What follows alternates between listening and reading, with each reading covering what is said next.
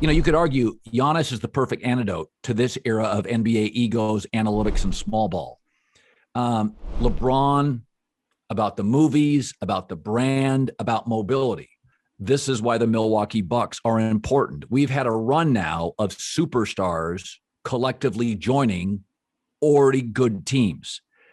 Milwaukee is saying, no, you can do it this way too.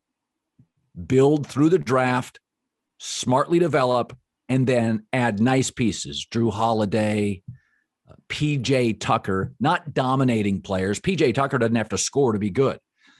The NBA is star-driven, but local television ratings indicate that fans would prefer teams to be built authentically and homegrown. If you look at the Brooklyn Nets and the Lakers ratings, yes, the Lakers this year, bottom 10% of the league. The higher ratings are the Warriors. Steph, Draymond Green, they draft James Wiseman, the Utah Jazz, the San Antonio Spurs do very well. Listen, the other thing I like about the Bucks, sports is very simple, actually.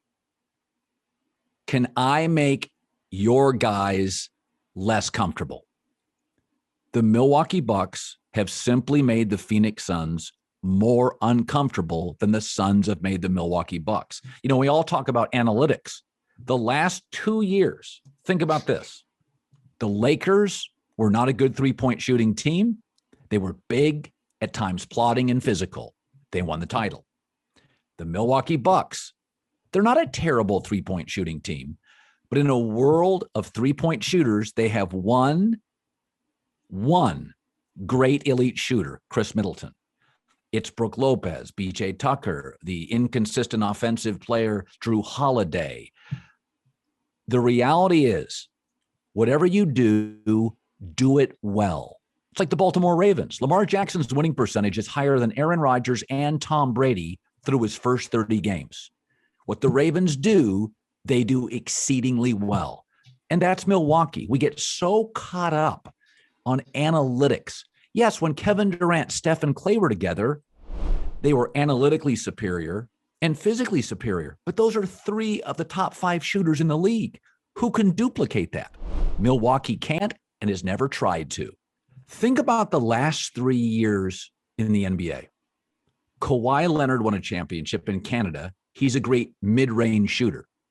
Last year, the Lakers, not a great three-point shooting team, won the championship. This year, Bucks, one elite shooter. It's one thing if you have great shooters, but don't try to manufacture something you don't have. Milwaukee just leaned in to what they are. I like analytics, but I often call them manalytics.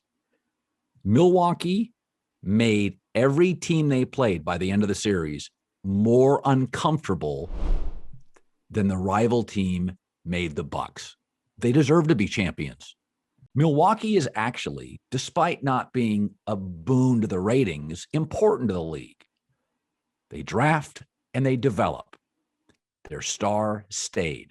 Their star became an MVP. Took them a while, but the minute we dismissed them, they're on the cusp of winning a championship. They add nice veteran pieces, the kind of pieces any market could add.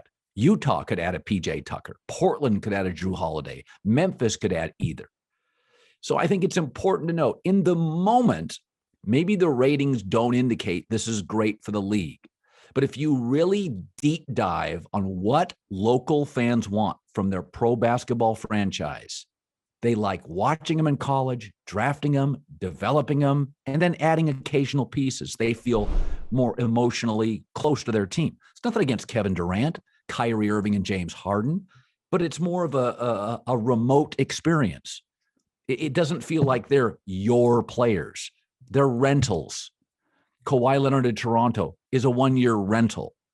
So I think there's value in what Milwaukee is doing.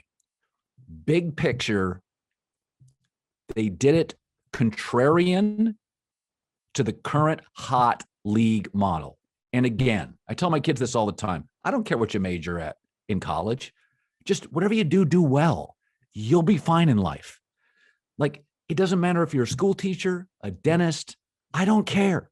A coder, an engineer, major in sociology. Just be great at it. It's a good life. That's what the Bucks do.